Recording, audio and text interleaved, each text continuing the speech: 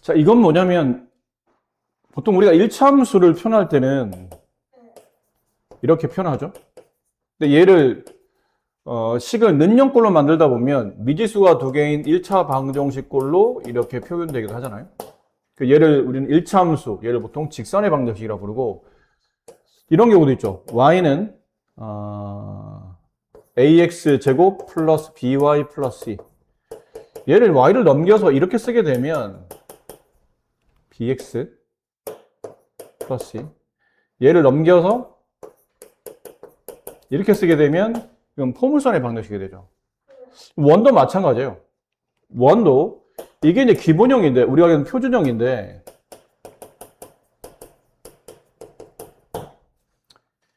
이거는 꼴에 굉장히 잘 맞춰져 있는 꼴이잖아요. 표준형이라는 꼴에 잘 맞춰져 있는 꼴인데, 이 표준형 말고 보통은 차수율로 일반적으로 나열하는 게 보통은 그렇게 많이 표현하기 때문에 이걸 전개하다 보면 x에 대한 2차항이 나오고 y에 대한 2차항이 나오고, 그다음 x에 대한 1차항이 나올 텐데 x에 대한 1차항을 여기 있는 계수랑 겹치지 않게 쓰기 위해서 그냥 이렇게 쓰고, y 앞에는 1차항도 나올 텐데 그냥 대문자로 쓰게 되고, 상수항은 여기 그 다음에 이쪽에 있는 반지름 r제곱까지 넘겨서 한꺼번에 상수항을 더 모아서 만들어진 상수항을 C라고 둔다면 얘는 표준형, 얘는 보통 일반형 이렇게 불러요. 근데 포물선도 그랬고, 우리가 배우는 보통은 표준형에서는 그 그래프에서 가장 핵심적인 점들을 찾아내기가 쉽죠. 그래서 포물선 같은 경우는 꼭지점. 포물선은 꼭지점의 좌표를 쉽게 구하려면 표준형인데, 근데 보통은 이렇게 다 프로에 쳐서 일반형 형태로 많이 만들잖아요. 그럼 일반형의 단점은 꼭지점의 좌표를 쉽게 못 구한다라는 단점이 있는데, 그 단점을 보완하기 위해서 우리가 표준형으로 다시 역으로 만든다거나 아니면 꼭지점의 좌표를 구하는 공식을 외운다거나 마찬가지입니다. 보통은 식을 이렇게 써줄 거라는 얘기죠. 이거는 너무 규격에 맞춰져 있는 꼴이기 때문에. 그럼 이렇게 일반형으로 표현됐을 때 중요한 거는 원에서 가장 핵심적인 점인 중심 좌표를 찾거나 반지름을 구하려면 이렇게 표준형이 아닌 상황에서 좀 어렵죠. 그래서 여기서 다시 필요한 방식은 표준형으로 식을 변형하든지 아니면 공식을 외워서, 이 공식은 대부분 다 꼭지점이나 반지름을 아니, 원의 중심이나 그다음에 반지름을 구하는 공식에 관련된 것, 이걸 외우시든지 둘 중에 하나를 하실 겁니다. 예를 든다면 여기 이제 얘가 나와 있죠. 이 x 2차, y 2차 원의 방정식이에요. 지금까지 배운 거 그냥 토대로 설명을 드린다면, 우리가 차수를 정의할 때 x의 차수, y의 차수, 이건 그래프로 본다면 x 1차, y 1차, 그럼 얘는 그래프가 직선의 모양이죠. x는 2차예요. 근데 y는 1차야. 그럼 이거는 포물선일 겁니다. 식 전체가 x는 2차식인데 y는 1차식 표현되어 있으면 이거는 포물선이라고 생각하시면 되고, 근데 x 2차, y 2차가 되면 이거는 원이라고 생각하시면 돼요. 물론 이건 근데 정확한 표현은 아닌 게, 나중에 x 2차, y 2차인 식에 보면 원 말고도 뭐 쌍곡선이라든지 그다음에 타원이라든지 이런 것도 있기 때문에 이게 정확하게 원이라고 규정할 수는 없는데, 지금까지 우리가 배운 것, 현재까지 배운 교육 과정상 x 2차, y 2차인 관계식은 이제 원이라고 생각하시고, 문제를 딴 건 배운 게 없으니까 원이라고 생각하고 문제를 푸시면 돼요. 그럼 이것도 보면 x 최고창 2차, y 최고창 2차네, 원이구나 라고 생각하시면 됩니다. 그럼 원에서 중요한 거는 중심과 반지름, 그러려면 식을 표준형으로 바꿔줘야 되니까 x제곱, 뭐 2차 함수할 때 많이 했던 표현이에요. 그 다음에 1차항 끌어오고 상수항 만들죠. 없던 상수항 생겼으니까 그만큼 빼야 되고, 이렇게 우리는 필요했던 거고, 그 다음에 플러스 y제곱 갖다 끌어다 쓰고 마이너스 8y 쓰고, 반의 제곱이 상수니까 플러스 16y 되고, 없던 16 생겼으니까 빼야 되고, 뒤에 상수 11은 0 이렇게 돼 있어요. 그러니까 완전 제곱식 x-2의 제곱, 그럼 여기 플러스 y-4의 제곱, 상수항 계산하죠. 얘랑 계산하면 마이너스 20, 계산하면 마이너스 9 넘어가면 플러스 9 이렇게 됨에 따라 얘는 중심 좌표가 2,4이며 반지름 값이 3인 원이 만들어진다는 뜻이에요. 이렇게 일반형을 표준으로 바꿀 때 완전 제곱식을 이용하는 이차 함수할 때 많이 했었던 그런 표현법들인 거죠. 근데 이래도 되는데 이제 뭐 할 거냐면 이렇게 하기 매번 귀찮으면 이제 공식을 남겨야 한다는 얘기죠. 근데 공식은 위에 써 있어요. 여기. 근데 여기서 요것만 좀 우리가 살짝 수정해서 합시다. 이게 틀린 건 아닌데 중심좌표 구할 때는 일단 전제 조건이 첫 번째가 이차항 개수가 모두 다 1이어야 돼요. 1이 아니면요? 1이 아니면 등식이니까 양변을 그걸로 나눠주면 되는 거죠. 2차항 개수가 전부 다 1, x제곱계수도 1, y제곱계수도 1 했을 때 그 다음은 중심의 좌표를 구하는 공식은 x개수의 반의 부호반대라는 뜻이에요. 이게 x개수의 반에 마이너스가 붙었다는 얘기는 무조건 마이너스가 아니고 부호반대라는 뜻이고 그다음 y의 개수 걔를 2로 나눈 다음에 부호반대 반의 부호반대라는 뜻이에요. 그래서 저거를 이렇게 저렇게 쏘는 겁니다. 마이너스 2분의 a, 마이너스 2분의 b. 이거는 안 바뀌는데 반지름 구할 때 있잖아요. 반지름 구할 때는 요거 쓰지 마시고 반지름의 제곱을 구하는 공식을 여기 자리 없어서 여기다 쓸게요. 반지름의 제곱을 구하는 공식을 기억하세요. 그럼 반지름 제곱 구하는 공식은 아까 저기 했었던 중심의 x 좌표를 제곱. 중심의 이거 지워도 되죠?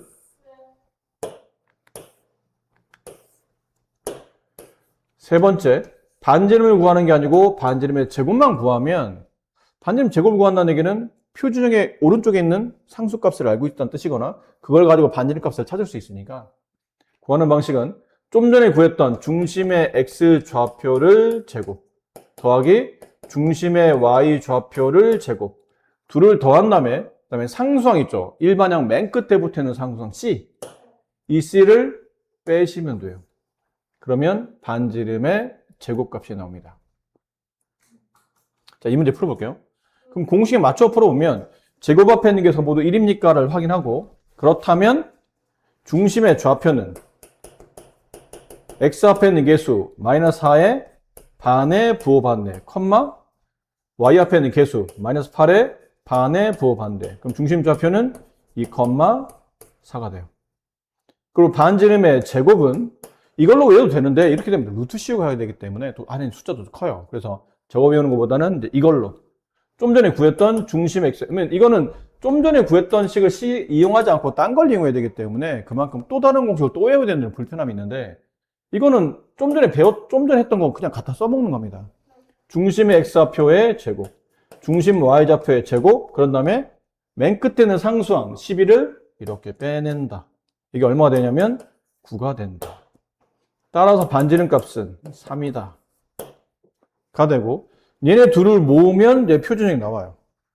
x에서 중심 x좌표 빼주고 제곱 플러스 y에서 중심 y좌표 빼주고 제곱은 오른쪽에 반지름의 제곱값 쓰는 자리잖아요. 반지름 제곱 9예요. 9 이렇게 쓰시면 돼요. 이렇게 쓰시면 됩니다. 그럼 이렇게 아까처럼 완전 제곱식 안 만들고도 일반형에서 간단하게 표준형을 바꿀 수 있는 방식이 나타난다는 얘기죠. 이 부분은 우리가 앞에 직선할 때 두 직선의 교점을 지나는 또 다른 직선의 방정식 할 때 이런 거 했었죠. 직선 있고 그 직선식이 네모는 0이라고 친다면 또 다른 직선이 있고 얘는 세모는 0이라고 친다면 두 직선의 교점을 지나는 또 다른 이 네모는 0, 세모는 0 제외한 또 다른 직선의 방정식을 구하시오. 그러면 는 0 빼고 네모 플러스 는 0 빼고 k 곱하기 세모는 0 이런 꼴로 바꾸시면 됐죠. 근데 이게 직선뿐 아니라 원도 마찬가지라는 얘기예요. 여기 원이 하나 있고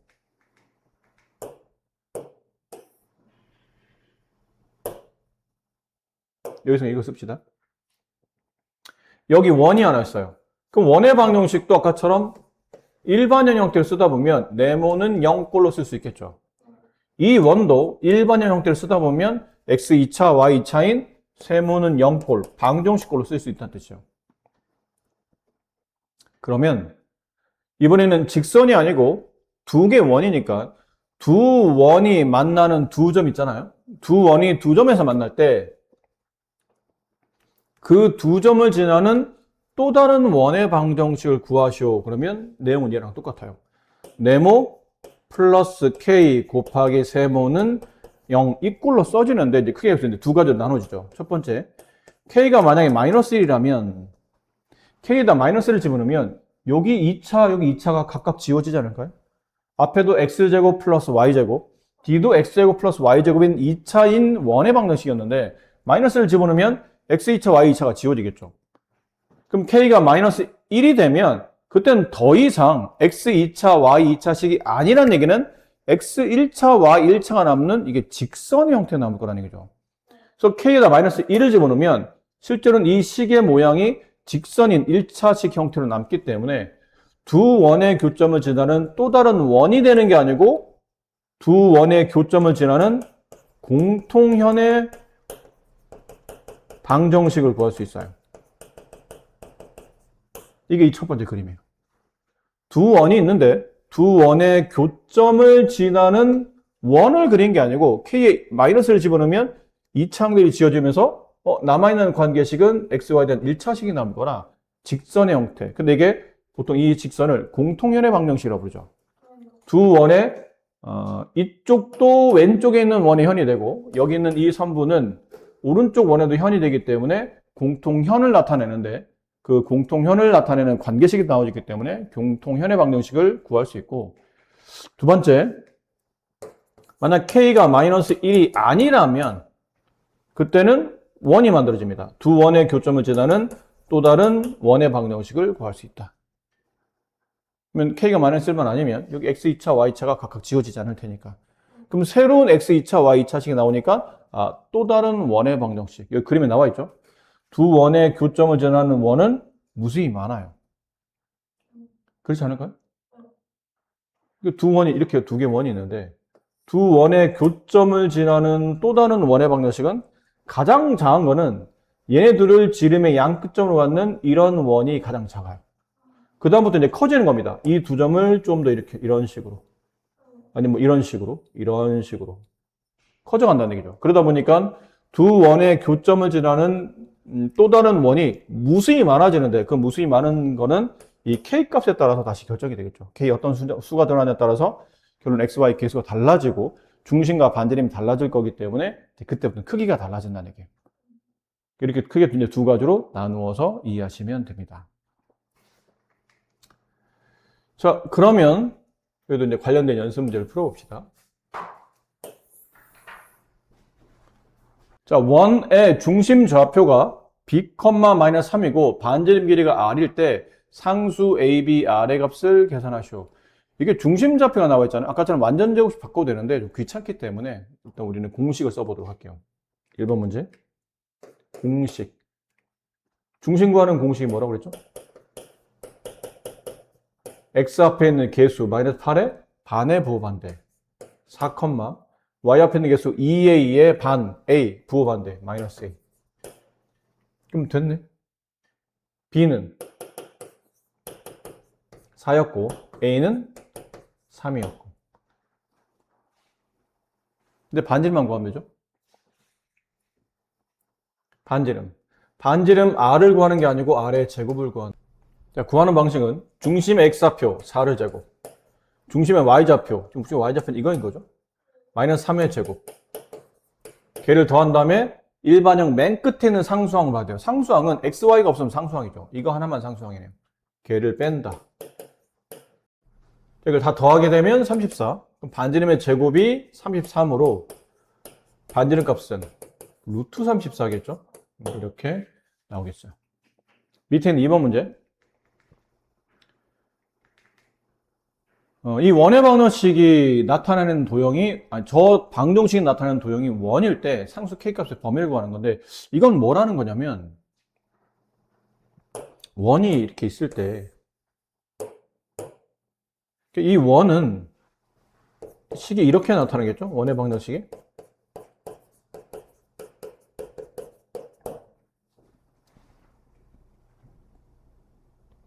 물론 표준형 일등입니다. 중심이 A, B, 반지름이 R인 원이라고 생각했을 때, 근데 이게 크게 이제 세 가지 케이스로 구분되는데, 첫 번째, R의 제곱이 양수일 때, R의 제곱이 0일 때, R의 제곱이 음수일 때. 여기 있는 숫자가 양인지 0인지 음인지 따라서 원의 형태가 달라지는데, 이 R의 제곱이 양수가 되면 이건 반지름 값이 양수인 값이 존재한다 뜻이니까 이게 실제로 원이 존재하는 조건이에요. 이게 보통 실제로 원이 존재한다고 해서 실원이라고 그러거든요. 실제로 원이 존재한다. 그 다음에 R제곱 0일 때는 뭐죠? 그럼 R 값이 0이라는 얘기니까 이건 반지름이 0짜리인 보통 점이라 표현하죠. 점. 그러니까 중심만 있는 점, 점원이라고 하는데 그냥 보통 점이라 표현하죠. 이게 뭐냐면 반지름의 제곱이 0보다 작다는 뜻은 반지름이 허수라는 얘기네요. 이거 보통 허원이라고 불러요. 근데 이건 중요하잖아요. 우리는 여기만 중요합니다. 밑에 있는 거는 그냥 용어는 알아두면 그냥 뭐 알아두면 괜찮고 몰라도 상관없는데 고등교과 과정상 이 내용이 중요하다는 얘기죠. 실제로 원이 그려지기 위한 조건, 이게 원이 되기 위한 조건, 원이 존재하는 조건은 이 조건이 성립해야 돼요. 반지름이 아니고 반지름의 제곱이 양수가 돼야 돼요. 그럼 여기서 우리가 반지름의 제곱값을 계산하려면 일단 중심이 먼저 찾아줘야죠. 반지름을 직접 구하는 공식은 없었어요. 중심을 통해서 우리가 좀 전에 외웠던 공식은 중심을 통해서 가야 되니까 중심 구하는 공식 마이너스 2분의 k, 1. 그럼 반지름의 제곱은 이거 제곱 4분의 k 제곱, 이거 제곱 1, 둘을 더한 다음에 맨 끝에 있는 상수항을 빼요. 그게 양수면 되는 거죠. 그럼 4분의 k 제곱이 양변에 4를 곱하면 얼마죠? k 제곱 마이너스 16은 양수. 그럼 2차 부등식이니까 인수분해 k 플러스 4, k 마이너스 4 이렇게. 그럼 큰 작자 k는 마이너스 4보다 작다 또는 k는 4보다 크다. 상수 케이스 값에 보면은 이렇게 주어지는 겁니다. 세 점을 지나는 원의 방정식. 이번엔 원의 방정식 구하는데 이런 거예요. 원의 방정식을 구한다? 이거 크게 두 가지거든요. 포물선과 많이 유사한데 포물선도 포물선의 방정식을 구하시오. 그러면 주로 뭐를 봤었냐면 꼭지점의 좌표를 알면 표준형, 꼭지점의 좌표를 모르면 일반형처럼 이 원도 중심의 좌표를 알면 그때는 표준형이에요. 근데 중심 좌표를 몰라. 그러면 일반형이에요. 이 문제는 조건이 원 위에 있는 세 점을 아는 것뿐이지 이 세 점 중에 누가 중심이란 말은 없죠. 그럼 결론은 원 위에 이렇게 세 점을 알고 있다는 것뿐이지 이게 뭐 0,0, 5,1 위치는 상관없다고 그랬으니까 6,-4라고 칩시다. 중심을 모르니까 이 조건에 맞춰야 된다는 얘기죠. 일반형을 써놓고 시작하자. x제곱 플러스 y제곱 ax by c. 근데 고맙게도 0,0이 무슨 역할이 x가 0이기만 하면 y 값은 c가 되겠죠. 죄송합니다.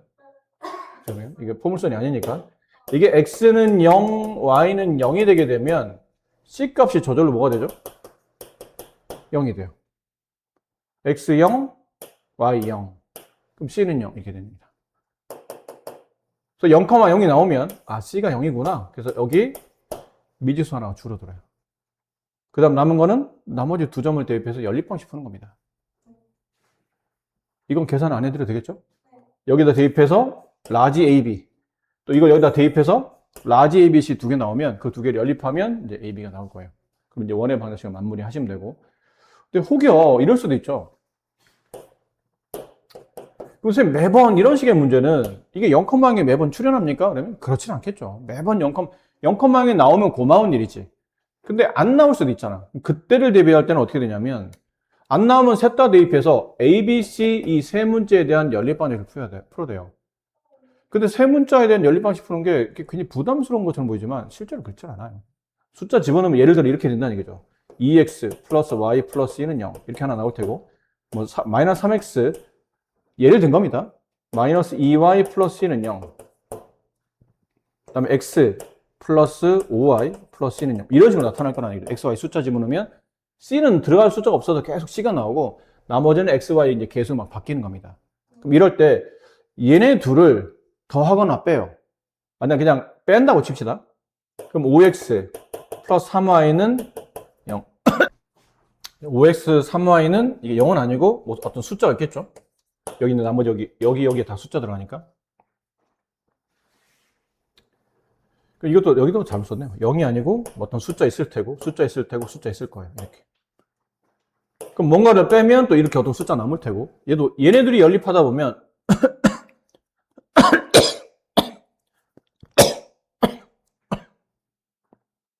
그다음에 아래에서 위를 만약에 뺀다고 가정하게 되면 4x 플러스 7y는 어쩌고 저쩌고. 그러니까 이거 두 개 연립하면 뭐가 나와요? xy가 나오겠죠. 그 나온 xy를 여기다 대입하거나 뭐 여기다 대입하거나 아무 데나 한 군데 대입하면 이제 c값이 나올 거예요. 그럼 이제 이 원의 방정식이 완성이 될 거라는 얘기지.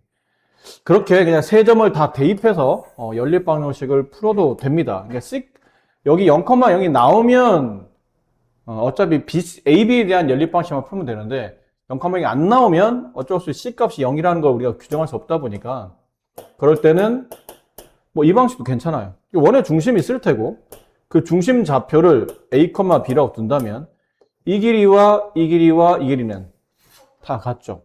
얘를 P라고 두고 얘를 A, 얘를 B, 얘를 만약 C라고 둔다면 PA 제곱, PB의 제곱 같다. 또는 A가 워낙 지금 점이 단순하니까 이게 좀 위치가 바뀐 것 같아. 얘가 B가 되고 얘가 C가 되는 거죠. 상관없지만 PA 제곱과 PC 제곱은 같다. 이렇게 해서 이제 얘네를 연립하다 보면 아마 AB가 여기서 AB식 하나 나올 테고 여기서 다시 AB에 대한 식이 하나 나올 테니까 둘을 연립하면 중심 좌표가 나올 거예요. 그럼 중심이 나오면 아무데나 이 점이든 이 점이든 이 점이든 거리를 재면 이게 이제 반지름이 되겠죠. 그러면서 원의 방정식을 완성하면 돼서 아까처럼 연립 방정식으로 풀기가 좀 불편하면 이제 저렇게 푸시면 된다는 얘기예요. 지금 이 방식을 통해서 원의 방정식을 구하시면 되기 때문에 여기도 약간 노가다성이라 여러분이 해보시는 걸 할게요. 이 문제. 두 원이 있고 이 원의 교점을 지나는 직선이 점 2,1을 지날 때 상수 A 값을 계산하시오. 이거 아까 잠깐 했었던 건데 두 원의 위치 관계가 이렇게 두 점에서 만나게 그려야지만 이게 두 원의 위치 관계가 이렇게 두 점에서 만나게 그려야지만 그 교점을 지나는 직선이 만들어지겠죠. 실제로 위치 관계를 따져보면 이게 두 원이 지금은 두 점에서 만나게 될 겁니다. 그럼 두 원의 교점을 지나는 직선의 방정식. 이런 느낌. 이 직선식 찾으라네요. 그럼 이 직선식 찾을 때는 이렇게 한다고 했죠. 앞쪽에서 우리가 직선의 방식 할 때 했던 것처럼 두 원의 방정식에 좌변식 하나 끌어다 쓰고 또 나머지 좌변식 끌어다 쓴 앞에 K를 붙여라. 이렇게 만들라. 그러면 두 원의 교점을 지나는 관계식이 나오는데 거기서 크게 두 가지라고 그랬죠. 여기서 K 값이 마이너스 1이 되면 그때는 두 원의 교점을 지나는 직선이 만들어지고 K가 마이너스 1이 아니게 되면 두 원의 교점을 지나는 원이 만들어진다고 했죠. 근데 지금은 직선을 구하라는 문제였기 때문에 의도적으로 여기다가 K에다 마이너스 1을 대입하라는 얘기예요. 그럼 마이너스 1 대입하면 얘랑 얘가 지워지면서 XY에 대한 1차식이 남고 그게 두 원의 교점을 지나는 직선식이 되는 겁니다.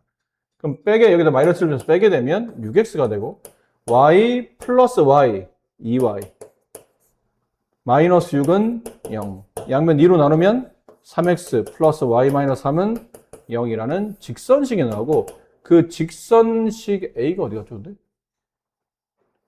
뭐야 나 밑에 거 썼네? 미안합니다. 밑에 걸 썼어요 지금 식을. 왜 이래. 이걸 써야 되는데 문제를 이거 보고 풀었어요. 네. 어쨌든 이제 이런 느낌이 나겠죠? x제곱 플러스 y제곱 마이너스 5 넘겨야 됩니다. 플러스 k배 다음에 x제곱 플러스 y제곱 플러스 ax 플러스 3y. 이렇게. 근데 k에다 마이너스를 집어넣으면 얘랑 얘랑 지워지고 얘랑 얘랑 지워져요. 그럼 마이너스 5. 마이너스 ax 마이너스 3y 0 이렇게. k를 여기다 붙여도 됩니다. 상관없다고 그랬으니까요. 자, 여기서 이 직선이 2,2를 지난다고 했으니까 대입하시면 되겠네요. 마이너스 5, 2 대입하면 마이너스 2a, 마이너스 3은 0이 되고 a 값은 마이너스 4 이렇게 되면, 자, 이번에 2번 문제. 두 원의 교점과 점 1,2를 지나는 원의 방정식. 두 원의 교점을 지나는 원을 구하는 거니까 k 값이 0이 아닌 상태겠죠? 좌변식 쓰시고, 는영 처리됐는지 잘 보시고, 우변식, 오른쪽 식에 좌변 쓰시고, 0. 그리고 이렇게 되면 이제 k가 마이너스 1이 아니라는 가정하에 얘는 원이 되는 거니까 그 원이 1,1을 지난다네요. 그럼 이렇게 대입하면 이제 k 값이 구해지겠죠?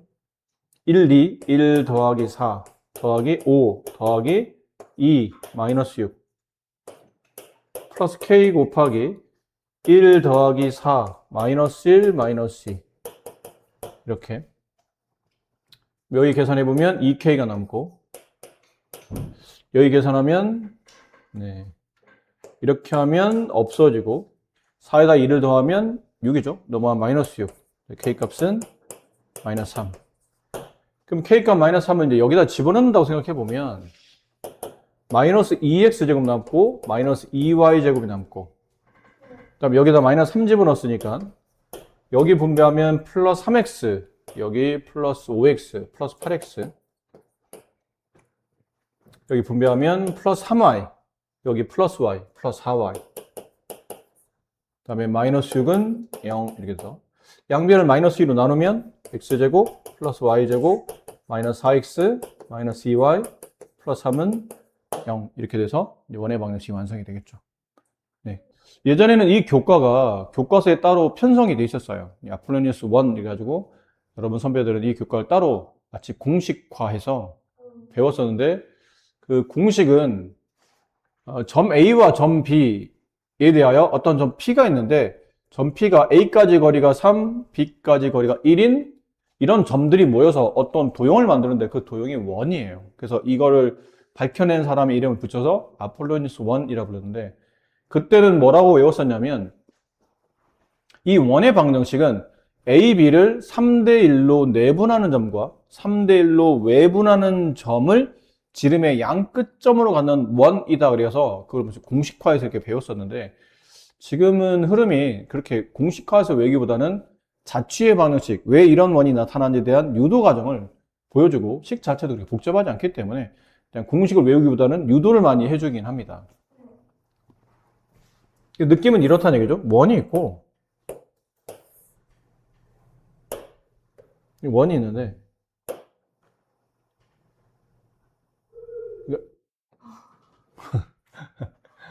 네. 여기 마이너스 3,0이라는 건 점이 있고 여기 1,0이라는 점이 있는데, P라는 점이 A에서 거리가 3대 1, A에서 B까지 거리가 3대 1이에요. 그럼 뭐 여기 3대 1 내분점이 여기쯤 있다고 칩시다. 이런 점에 점 P가 놓을 수도 있다는 뜻이에요. 근데 꼭 이 점에 있지는 않겠죠? 뭐 이런 데 있을 수도 있죠.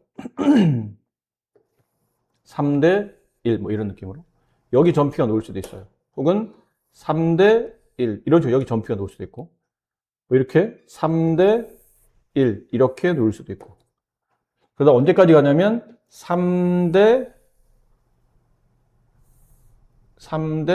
1 이런 한 여기저기 올 수도 있죠. 이게 마치 원이 이게 나중에 이 점들이 이렇게 움직이다 보면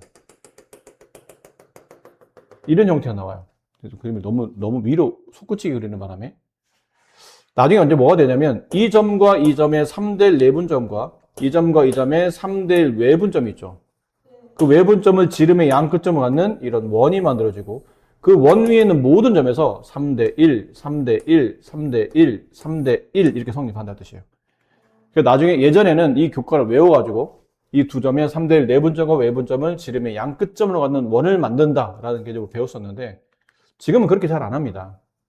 안 한다고 해서 꼭 그렇게 할 필요 없다는 건 아닌데, 아까 말한 자취의 방정식으로 저절로 유도가 되게 많이 문제를 풀고 있는데, 이거를 정리하다 보면 AP는 3BP가 되죠. 근데 점P의 좌치를 구하는 거잖아요. 이 점P가 한 점이 아니고 움직이면서 A와 B의 비례를 저렇게 만드는 거니까 이게 동점이기 때문에 자취를 남길 거란 얘기죠. 그러니까 자취의 방정식 문제이기 때문에 이 점P의 좌표를 의도적으로 x, y 이렇게 둔다고 그랬죠. 자취 방식은. 그럼 남은 건 여기는 대입하는 거예요.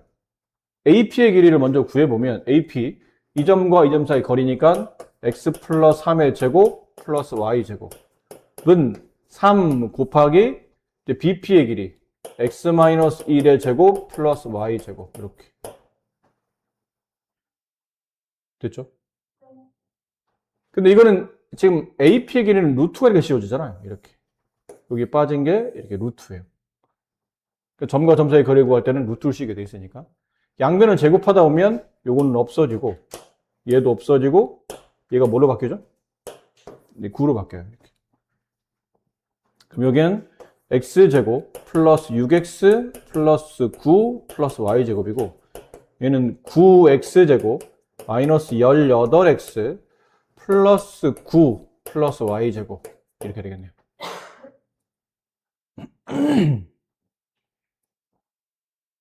9y제곱 이렇게 되겠네요. 그래서 이항을 하면 이쪽으로 이렇게 이항을 하게 되면 8x제곱 이렇게 이항을 하게 되면 얘도 8y제곱 그다음에 이게 6x가 넘어가면 마이너스 24x 99는 없어지고 다 계산한 거죠, 그럼? 네. 이렇게 돼요. 양변 8로 나누면 x제곱 플러스 y제곱 마이너스 3x는 0. 근데 이 도형의 넓이를 구하려면 당연히 반지름이 필요하죠. 근데 일반형에서 반지름 구하려면 일단 중심부터 먼저 찾아주자는 거죠. 중심. 여기 x 앞에 있는 개수의 반의 부호 반대. 2분의 3, 0. 그럼 중심의 제곱, 반지름의 제곱, 아니, 반지름의 제곱은 이거 제곱한 값 4분의 9. 그다음에 이거 제곱한 값 0. 빼기 상수항. 상수항 0이니까 안 빼야 되겠죠. 그럼 반지름의 제곱이 4분의 9니까 이 도형의 넓이는 4분의 9파이가 된다. 이렇게 두 점에부터 같은 거리에 있는 점 3,의 점에 대해서 점 세 점 PAB를 꼭지점으로 하는 삼각형 넓이의 최대값을 구하는 건데 이게 아까 말한 대로 그림을 그리면 대략 이렇다고 했죠. 여기가 마이너스 2고 얘가 3인데 3대2 내분점과 3대2 외분점 3대2 좀 멀리 가야 되겠네요. 3대2 한 이쯤 되려나? 3대2 너무 먼데? 너무 멀리 잡았나 보다. 여기가 마이너스 2, 얘가 3. 3대2 여기쯤에 3대2 여기쯤. 그러니까 마이너스 2와 마이너스 2,0과 3,0에 3대2 내분점과 3대2 외분점을 지름의 양 끝점으로 갖는 이렇게 원이 생긴다는 걸 이해하면 이 문제 좀 쉬워요. 이렇게 이런 식의 원이 생깁니다. 그런 뜻이에요. 이해됐나요? 남은 건 어쨌든 이 원의 방정식을 구하긴 해야 돼요. 그러니까 느낌은 이렇다는 건 알고 있어야 된다는 얘기죠. 느낌은. 그럼 이 원의 방정식 구할 때 관계식은 이 내용이었죠. PA 대 PB 비율이 3대2 그러면 2PA 3PB 됐죠? 점 P의 좌표를 x, y로 두고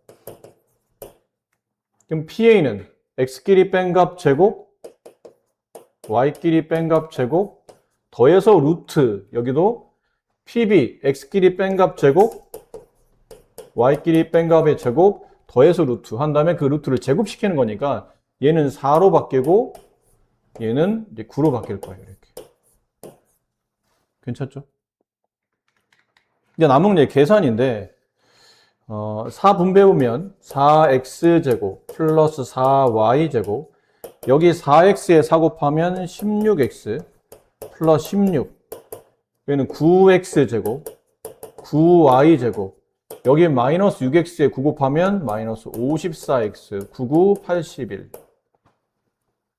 이항을 하면 5x제곱 플러스 5y제곱.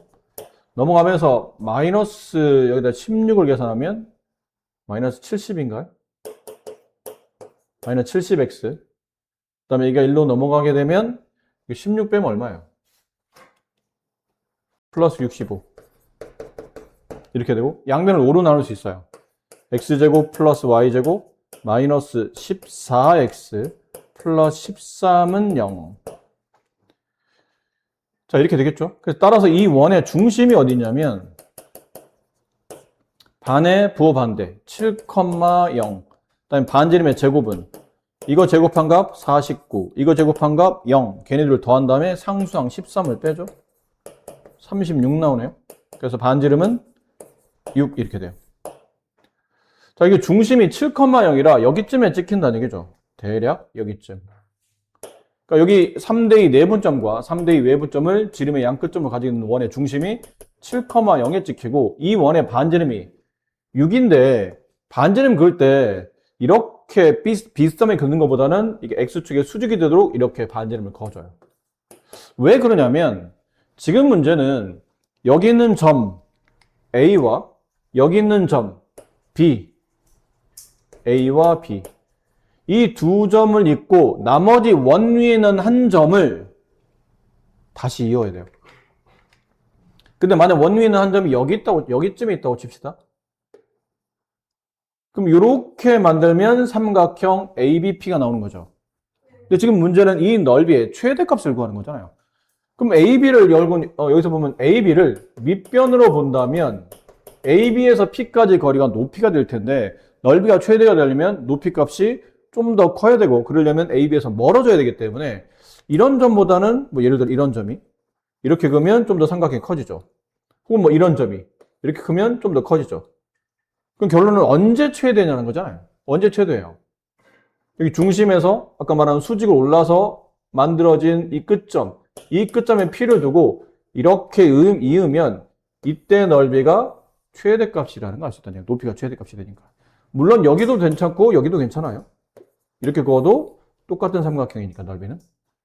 그 넓이는 2분의 1 곱하기 밑변 마이너스 2에서 3까지 길이 5 곱하기 높이가 이 원의 반지름. 넓이의 최대값은 15가 된다가 돼요.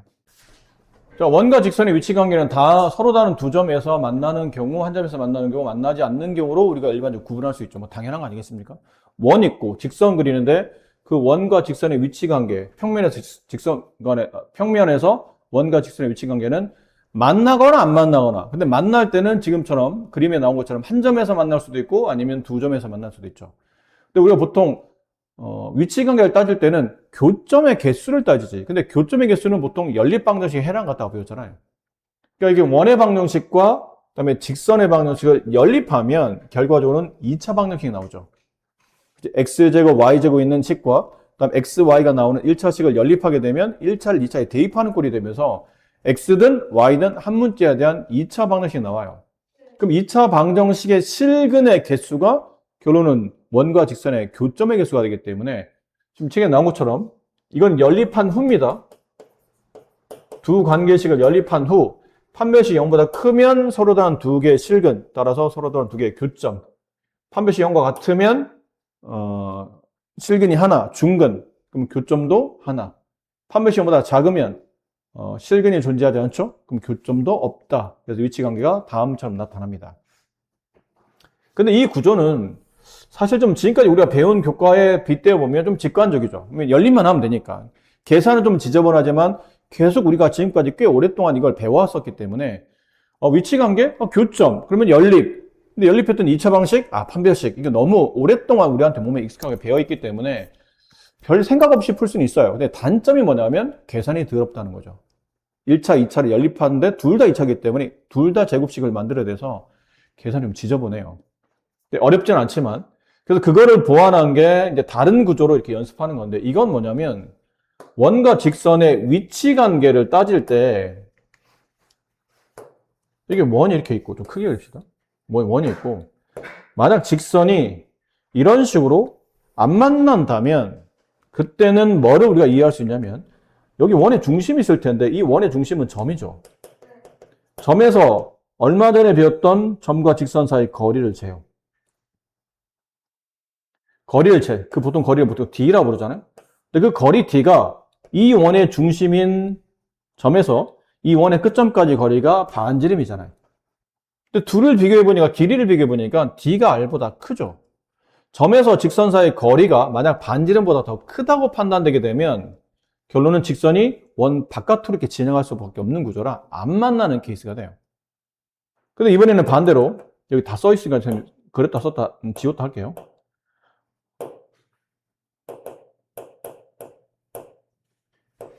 만약에 직선이 이렇게 그려져 있다면 접하는 형태로 그럼 원의 중심에서 이 직선 사이 거리를 쟀어요. 근데 그 거리랑 원의 반지름이 서로 같죠?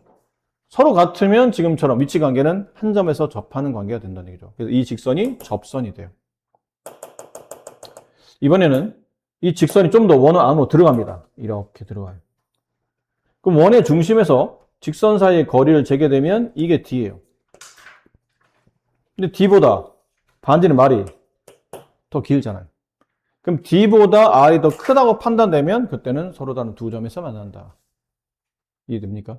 그래서 그런 점과 직선의 위치 관계, 점과 직선의 그 길이 값을 통해서 원과 직선의 위치 관계를 이렇게 따질 수도 있다. 위가 좀 더 직관적인데 아래 거는 최근에 우리가 점과 직선 간의 위치 관계, 점과 직선 간의 거리를 구한 지가 얼마 안 됐고 또 이 위치 관계를 또 다시 떠올리면서 새롭게 공부하다 보니까 처음에는 좀 이게 왠지 부담스러운 것처럼 보이지만 몇 번 하다 보면 계산은 이쪽이 더 훨씬 쉬워요.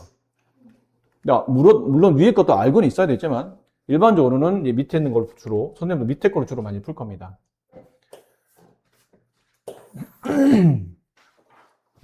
원과 직선의 위치 관계가 다음과 같을 때 실수 K값의 범위. 하나만 구하면 나머지는 어차피 다 부등호 방향이 반대이거나 아니면 등호가 붙거나 그 차이점이니까 그냥 요거 하나만 할게요. 원이 이렇게 있고 원과 직선이 두 점에서 만난다라고 되어 있죠. 근데 이 원의 중심에서 원의 끝점까지 거린 이 반지름이 얼마 값이죠? 8이 아니고 2루트이죠? 반지름은 제곱한 게 8이니까 반지름이 2루트예요. 근데 이 점에서 이 점이 뭐예요? 이 원의 중심 0,0이죠. 여기서 이 직선 사이의 거리를 재봤어요. 근데 이 직선 지금 나와 있잖아요. x-y 플러스 k는 0이라고 해서 방정식으로 쓴 다음에 원점에서 이 직선 사이 거리를 재게 되면 그 거리 d는 분모 루트 2 분자 00 집어넣으면 절대값 k. 됐죠? 근데 위치 관계가 서로 다른 두 점에서 만나려면 d가 r보다 작아야 돼요. d가 얘죠. 루트 2. 절대값 k. 걔가 반지름 2 루트 2보다 작아야 된다. 양변 루트 2를 곱하면 절대값 k는 4. 그래서 절대값 k가 4보다 작으려면 k의 범위는 마이너스 4보다 크고 4보다 작다가 되겠죠. 그럼 한 점에서 만나려면 여기 등호, 이거 부등호 아니고 등호가 붙는 거잖아요.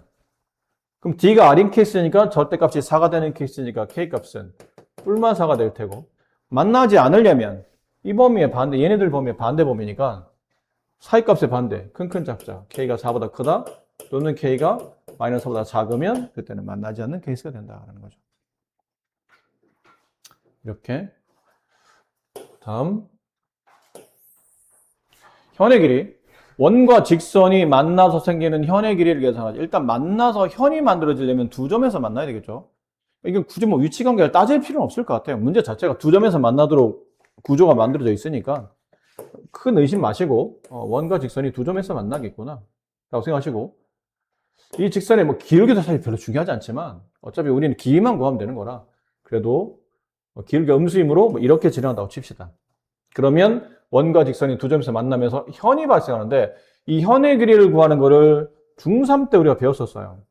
원의 중심에서 이 현까지 수선의 길이를 구할 수 있다면 이 현의 길이는 이 수선에 의해서 수직 2등분 된다라고 했거든요. 그리고 이렇게 그어서 원의 반지름을 만들면 이 안에서 피타고라스 성립하죠. 일단 원의 반지름은 3인 걸 알겠고 중심은 2, 마이너스 1인 걸 알겠네요. 그럼 현의 길이를 구하려면 우리는 이 길이만 찾아내면 돼요. 이 길이. x라도 두면 안 되겠죠? k라고 합시다. 이 길이만 찾으면 돼요. 그럼 현의 길이는 이 k 값을 계산하는 거니까 k 값만 구하면 이제 문제는 마무리된 겁니다. 근데 이 k를 구하려면 당연히 이 길이를 알아야 되겠죠. 이 길이가 뭐예요? 중심에서 이 직선 사이의 거리. 그 거리 d는 5분의 여기 2-1을 대입하면 2, 8, 마이너스 3, 플러스 5 얼마예요? 10 약분하면 2. 그러니까 2가 나왔죠? 그럼 k 값은 루트 5. 현의 길이는 2 루트 5 이렇게 됩니다. 다음 문제. a가 5,0에서 원의 근 접선의 접점을 p라고 할 때 3분의 ap의 길이를 구하시오. 이것도 이제 중3 때 우리가 많이 했던 내용인데 그때는 그림을 많이 그려줬다면 지금은 그림도 네가 그리시고 필요하다면 네, 원의 방정식도 잘 이용하라는 뜻이죠. 5,0에서 이 원의 근 접선이니까 아무래도 저 5,0은 원 바깥에 있는 점이겠죠? 원 안에서는 접선 못 긋잖아요. 원 위에서도 아니겠죠. 원에서 저 점에서 원을 그었다고 했으니까 원 밖에다 대고 이렇게 접선을 그었다는 뜻인 것 같아요. 이런 식으로 접선을 그어주고 원 밖에 있는 점에서 접선의 개수는 몇 개죠? 2개죠. 이렇게 항상 이쪽은 하나 저쪽은 하나 2개. 근데 접선의 길이는 어차피 저쪽이나 이쪽이나 똑같기 때문에 뭐 하나만 놓고 그렸어도 되긴 하는데 원래 접선은 2개라는 것. 원의 중심에서 이렇게 수선을 내리면 저절로 직각삼각형이 만들어지고 이 도형을 이용해서 우리는 문제를 푸시는 거죠. 이렇게.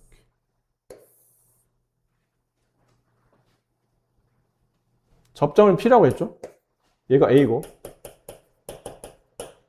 이 길이 구하라는 얘기예요. 이 길이를 구하시오. 남은 거는 얘네 둘이 필요하겠죠. 그러면 이 점의 좌표가 필요하고 반지름도 필요할 것 같아요. 중심 좌표는 x 앞에 있는 개수의 반의 부호반대, y 앞에 있는 개수의 반의 부호반대. 그다음에 반지름의 제곱은 이거 제곱한 값 1, 2 제곱한 값 4. 그때는 상수항 빼면 플러스 4. 9. 반지름의 제곱이 9이므로 반지름은 3. 그다음 남은 건 점과 직선 사이 거리. x끼리 뺀 값의 제곱, 4의 제곱, 16. y끼리 뺀 값 제곱, 2의 제곱, 4. 더해서 루트. 루트 20. 그럼 피타고라스죠? 그러니까 이 변 a는 루트 씌우고 이거 제곱한 값 20. 이거 제곱한 값 9. 반대로 빼야 되는 거죠. 루트 20 마이너스 9. 루트 11. 3분의 ap의 길이는 루트 11이 된다가 됩니다. 자, 원 위에 있는 점과 이 직선 사이 거리의 최대값, 최소값 이것도 상당히 학교 시험에 이 자체로나 혹은 변형된 형태로 시험에 잘 나오는 문제인데 원이 있고요. 그 원 위에는 한 점이 있는데 이 점과 직선 사이의 거리를 구해요. 근데 만약 이게 생각해봐. 이 직선이 원과 두 점에서 만나. 그럼 원 위에 있는 점에서 이 직선 사이 거리를 재다 보면 너무 제각각이겠죠. 그렇지? 그래서 보통 이렇게 안 나오고 이것도 직관적인데 접선을 그리는 건 의미가 없잖아요. 이게 거리 가장 짧을 때는 0, 가장 길 때는 지름 이런 느낌이기 때문에 이거는 문제를 내나만 하기 때문에 그래서 문제 구조상 이게 안 만난다고 생각하면서 푸는 게 제일 일반적인 형태란 거죠. 안 만나 있구나. 이 직선이 4x 마이너스 3y 플러스 6은 0. 근데 선생님 안 만난다 어떻게 장담합니까? 그거 잘 헷갈리면 이제 중심 찾으세요. 2, 마이너스 2 반지름의 제곱은 4 상수항 4 빼면 반지름의 값 제곱이 4니까 반지름 값은 2. 여기 있는 점이 2, 마이너스 2예요.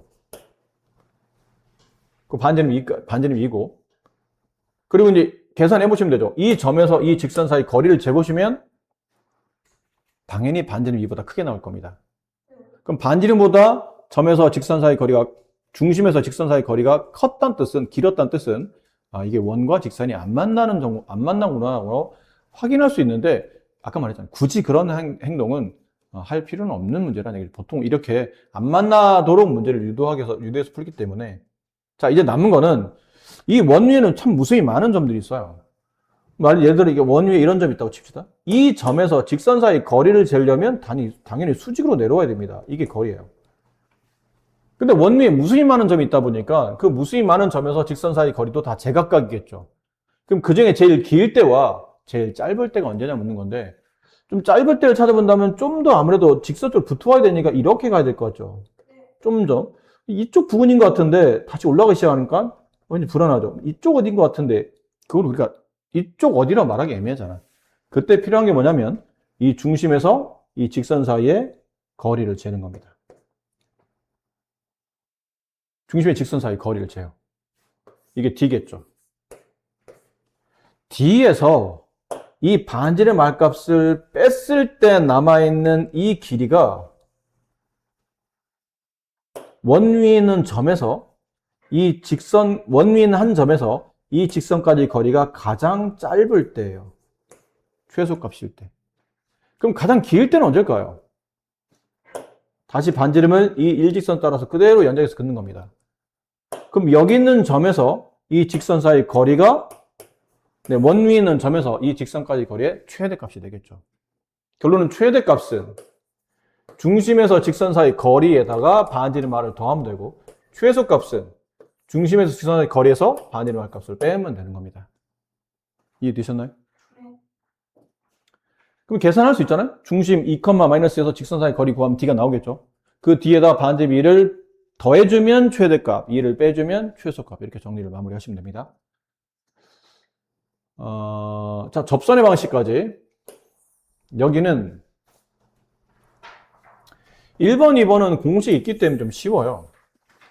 결론은 3번이 약간 문제인데, 문제일 것까지는 없지만, 그나마 얘는 공식이 없으니까. 항상 우리가 뭐 어떤 그래프를 배우면 꼭 접선에 대한 개념을 배우거든요. 접선, 한 점에서 만날 때. 그 왜 이렇게 자꾸 접선하는 겁니까? 접선이 뭐라 중요하다고 하는데, 접선에 대한 이해를 해야 미분을 할 수 있어요. 그래서 여러분 이제 다음 학년 때 이제 미적을 배우잖아요.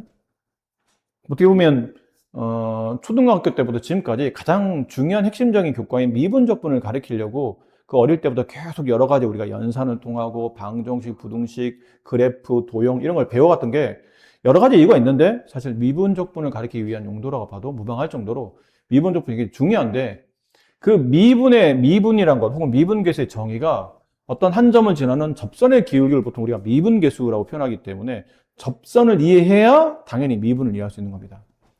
그래서 접선의 개념이 굉장히 중요한 거예요. 원이 있는데 크게 이제 세 종류로 보통 우리가 접선의 방정식을 유도할 수 있어요. 세 종류로. 원이 있는데 첫 번째는 뭐냐면 원과 직선이 한 점에서 만나야 당연히 접선이 되겠죠. 이렇게 한 점에서 만나도록 그렸다고 칩시다. 이렇게 한 점에서 만나도록 그렸다고 칩시다. 근데 첫 번째 개념은 뭐냐면 이 직선의 접선이죠. 이 직선의 기울기를 알고 있는 겁니다. 기울기가 얼마인지 알고 있는 상태예요. 그때는 1번 공식으로 풀면 돼요. 책에서 보면 기울기가 m이라고 돼 있죠. 그럼 당연히 직선이니까 1차함수일 거 아니야. 그럼 y는 기울기를 아니까 당연히 mx로 가겠죠. 기울기는 x 앞에 있는 계수니까. 그 다음에 그 뒤에 뭐가 뭐냐면 플러스 마이너스 r 루트 m제곱 플러스 1이라는 관계. 여기 책에 써 있으니까요. 이게 들어가요. 근데 플러스 마이너스가 붙는 이유가 뭔가요? 그러면 기울기가 m인 직선이 원과 접하는 케이스가 제 하나만 있는 게 아니고 이쪽으로 하나 더 있기 때문이죠. 그러고 보니까 뒤에 있는 이 m제곱 플러스 1 r 루트 m제곱 플러스 1은 x 뒤에 붙어 있는 상수기 때문에 결국은 이게 y 절편값이 돼요. 그러니까 y 절편값이 두 개라는 얘기죠. 하나는 위에 하나, 똑같은 기울기에 밑에 하나, 이렇게 두 개 접선이 나타납니다. 그래서 공식이 하나지만 실제로 답은 두 개의 형태로 나타난다는 얘기죠. 이게 1번 공식에 대한 표현인 거고, 2번은 원이 있는데 접선을 그어요. 이렇게 접선을 그어요. 근데 이번에는 뭐를 알고 있는 거냐면 접점을 알고 있는 거예요. 접점. 원과 직선이 한 점에서 만날 때 그 접점의 좌표를 x1, y1이라고 합시다. 접점의 좌표를 할 때는 공식이 저거예요. 저게 뭐냐면 원래 원의 방정식이 x제곱 플러스 y제곱 반지름 r제곱, 물론 기본형일 때입니다. 기본형. 기본이 아닌 건 좀 이따 또 따로 설명드릴 텐데. 이랬을 때 여기 x제곱을 의도적으로 x 곱하기 x로 바꾸고 y제곱을 y 곱하기 y로 이렇게 바꿔 쓰세요. 그런 다음에 여기 x값 하나와 여기 y값 하나에다가 이 점의 좌표 이렇게 대입해요. 그럼 x1, y1은 당연히 숫자잖아요. 여기가 숫자가 들어가게 되면 이 식은 xy에 대한 1차식이 됩니다. x1 곱하기 x 플러스 y1 곱하기 y는 r제곱. 이런 미지수가 두 개인 1차 방정식 나와서 이게 직선이 되고 이 직선이 내가 구하는 접선식이 된다는 뜻이에요. 얘네들은 굉장히 쉬워요, 사실은.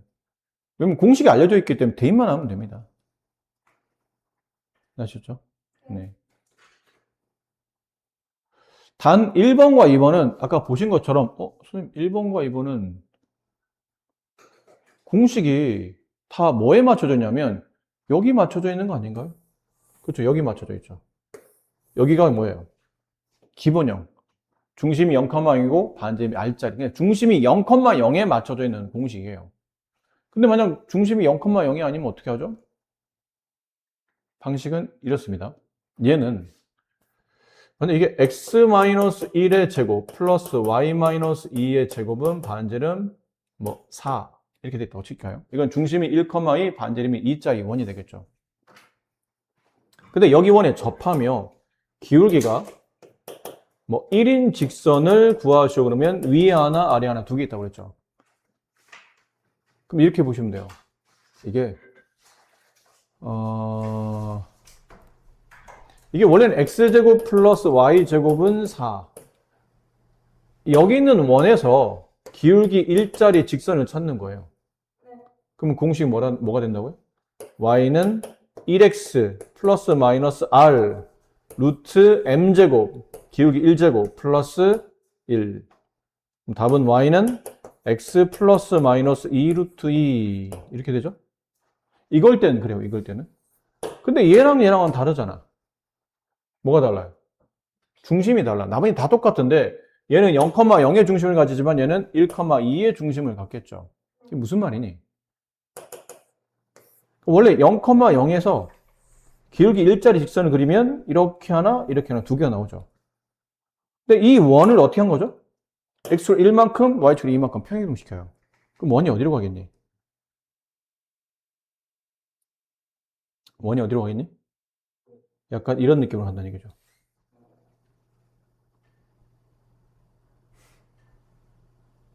(1, 2니까) 여기 지금 이게 2인 상태죠? 여기가 1일 테니까 1,2 반지름 2짜리 원이니까 이런 식으로 그림 좀 잘못 그렸는데 반지름 2짜리 원이니까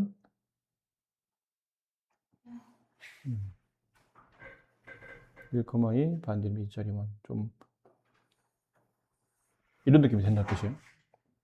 그러면 이 직선도 원이 평행이동하면 이 직선도 따라서 평행이동하지 않나요? 이렇게 어떻게? 원이 x로 1만큼 y축으로 2만큼 이동하면 직선도 여기 붙어있던 접선도 약간 본드로 이렇게 붙여놨다 생각하시면 돼요. 그럼 원이 움직이면 이 접선도 따라서 움직이겠지. 그럼 원이 x축 1, y축 2만큼 평행이동하면 이 접선도 x축 1, y축 2만큼 평행이동하겠죠. 그럼 이 직선도 x축 1, y축 2만큼 평행이동할 겁니다. 맞나요? 그러니까 이 공식, 여기 있는 이 기본형 공식에다가 뭐만 쓰시면 여기다 써드릴게요. 만약 이게 이게 아니고 원의 방정식이 x-a의 제곱 플러스 y-b의 제곱은 반지름 r의 제곱이에요. 그 기울기는 m짜리 직선. 쟤랑 똑같은데 중심만 다르죠. 그러면 공식은 이렇게 써지는 게 아니고 이렇게 써져요. y-b는 m 가로 x-a 뿔마 r 루트 m제곱 플러스 1. 어떤 느낌이에요? x자리 대신에 여기서 보면 x자리 대신에 x-a가 들어갔잖아요. y자리 대신에 y-b가 들어갔죠. 그럼 똑같아요. 여기는 x자리 대신에 x-a가 들어가고 여기에는 y자리 대신에 y-b가 이렇게 들어가는 겁니다. 그러니까 똑같이 평행되었다고 생각하시면 되는 거죠. 뭘 새로 이렇게 외우려고 하지 말고 그냥 평행 이동한 거구나. 똑같이 이동하면 되겠네 라고 생각하시면 되고. 뭐 이거는 x 정의 여기다 써드릴게요. 똑같이. 쟤는 기본형이었고 만약 기본형이 아니에요. x-a의 제곱 y-b의 제곱 반지름 r의 제곱. 근데 접점 좌표가 x1, y1이었어요. 그럼 이렇게 기본형이 아닌 그래프, 표준형에서 접점 좌표가 알려졌을 때는 그럼 저는 어떻게 됩니까? 그러면 마찬가지예요. 이렇게 제곱을 두 개로 쪼개세요. 저 패턴이 그랬잖아요. 제곱을 두 개로 쪼갰죠? 얘도 제곱을 두 개로 쪼갭니다. 그런 다음에 여기도 두 개 x값, y값 중에 어느 한 군데라도 점을 대입하잖아요? 그럼 얘도 똑같아요. 이 두 개 x값, y값 어딘가에다가 x1, y1을 대입하시면 돼요. 그럼 여기다 x1을 대입하고 여기다 y1을 대입하고 이렇게 답 쓰시면 돼요.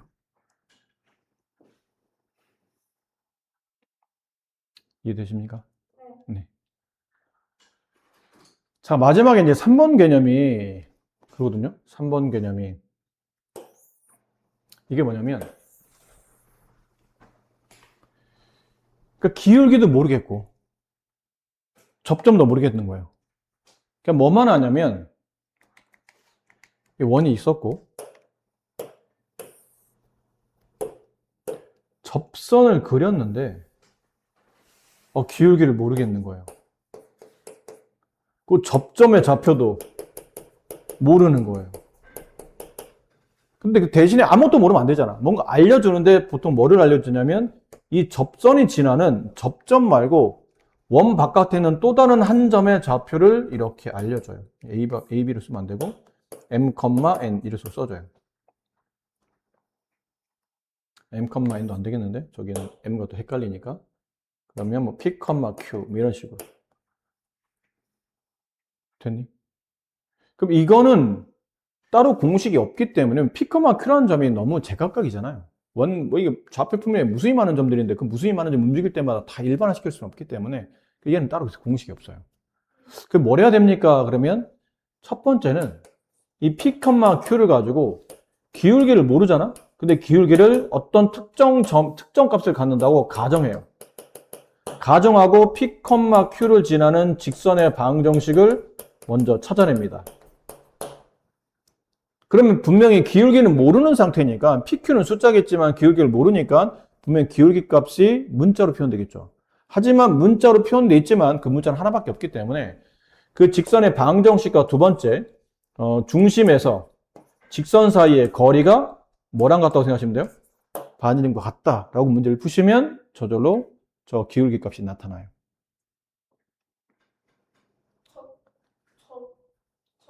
접점이라고 쓴 겁니다. 접점.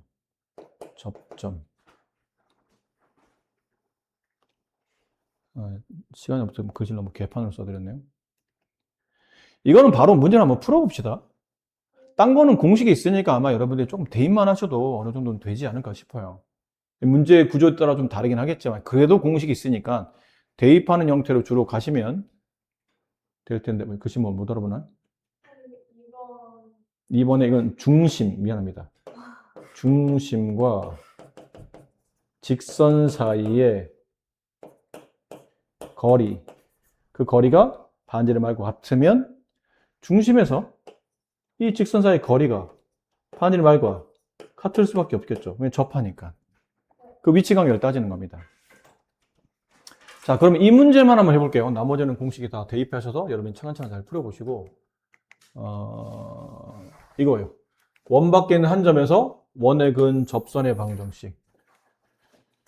자, 2,3은 이게 원 밖이란 말이 위에는 개념적으로 써져 있지만 이 문제는 써져 있지 않잖아요. 2,3은 원 밖에 있는 점입니다. 이런 말 안 써주거든요.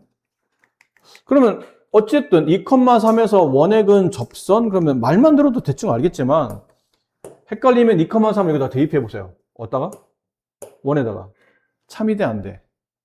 참이 안 되죠. 참이 안 되니까 당연히 뭐예요? 원 바깥에 있는 점입니다. 아까 말한 원 안에서는 접선 못 긋잖아요. 원 바깥에 있는 점이겠죠. 그럼 원 바깥에 있는 점에서 접선을 그러면 이쪽으로 하나 그을 수 있고 이쪽으로도 하나 그을 수 있겠죠. 따라서 얘도 답이 몇 개로 나와요? 이것도 아까 기울기가 나타난 접선의 방식처럼 답이 두 개로 나와요. 기울기가 나타날 때는 평행하면서 위아래 두 개 있는 거고 얘는 평행하진 않아요. 근데 접선이 두 개 나올 수밖에 없는 구조라는 얘기죠. 여기 2,3이 있어요. 원의 중심은 0,0이고 반지름 얼마? 2예요. 이렇게. 여기까지 우리가 알고 있는 내용이에요. 그럼 첫 번째 여러분이 하셔야 될 거는 이 직선식을 구하는 겁니다. 이 직선은 근데 기울기를 지금 모르는 상태죠. 모르니까 그냥 m이라고 합시다. 근데 기울기가 m이면서 2,3을 지나는 직선식을 완성을 해요. y-3은 m 가로 x-2. 그렇죠? 이거를 방정식 형태로 씁니다. 왜냐면 점과 직선 사이 거리를 구해야 되니까. 그럼 mx 마이너스 y 마이너스 2m 플러스 3은 0 이렇게 돼요. 그럼 이 직선식을 이제 방정식 꼴로 썼고 그 다음 0,0 이거 0,0을 쓴 거다. 0,0이라는 이 원의 중심에서 이 직선 사이의 거리를 재면 그 거리가 반지름 2랑 같아져야 된다는 얘기예요. 그럼 거리 구하는 공식 D는 분모 루트 x제곱, x개수제곱, y개수제곱, m제곱 플러스 1. 그 다음에 00 대입하면 얘네들을 지워주고 절대값 마이너스 2m 플러스 3인데 이게 절대값 안에 문자 앞에 음수 붙으면 좀 보기 안 좋지. 이럴 때는 어떻게 하면 돼요? 둘의 부호를 반대로 바꾸면 돼요. 2m 마이너스 3. 상관없다고 그랬으니까. 절대값 안에서는 부호를 반대로 바꿔도 되니까. 그게 중심에서 직선 사이 거리인데 그 거리가 반지름과 같으면 접선이 만들어지는 거죠. 1이 곱해요. 절대값 2m-3은 2루트 m제곱 플러스 1. 절대값과 루트를 동시에 처리하려면 제곱시키죠. 양변 제곱하면 4m의 제곱 마이너스 12m 플러스 9는 4m 제곱 플러스 4. 얘랑 지워져요. 그럼 따라서 m의 값은 얼마죠? 이게 12분의 5 됐어요? 좀 이상하지 않니? 아까 뭐라고 그랬어요? 접선이 두 개라며. 그럼 접선이 두 개면 직선식이 두 개 나와야 되니까 n값도 두 개 나와야 되는 거 아니에요? 근데 왜 하나밖에 안 나오지? 잘못 풀었나? 이렇게 m이 하나밖에 안 나오면 보통 두 개 나오거든요. 근데 m이 하나밖에 없는 케이스는 이 그림을 보시면 돼요. 이 원을 한번 그려보는 거예요. 다음부터는 그냥 이 그림을 그리라는 게 아니고 이런 케이스군. 왜 m이 하나밖에 안 나오지? 그러면 이 상황이구나 라고 떠올리시면 돼요. 이게 중심이 0,이고 반지름이 2짜리 원이잖아요. 이렇게 돼 있는 상태인데 저 점을 봐봐. 저기 어디 있죠 지금? 저 점의 위치가 2,3에 있잖아요. 2,3 뭐 대략 이 정도? 여기에 있는 거야. 2,3이. 그럼 2,3에서 원에다가 접선을 걷더니 접선 하나는 이렇게 그려지는 거예요. 접선 하나는 이런 식으로.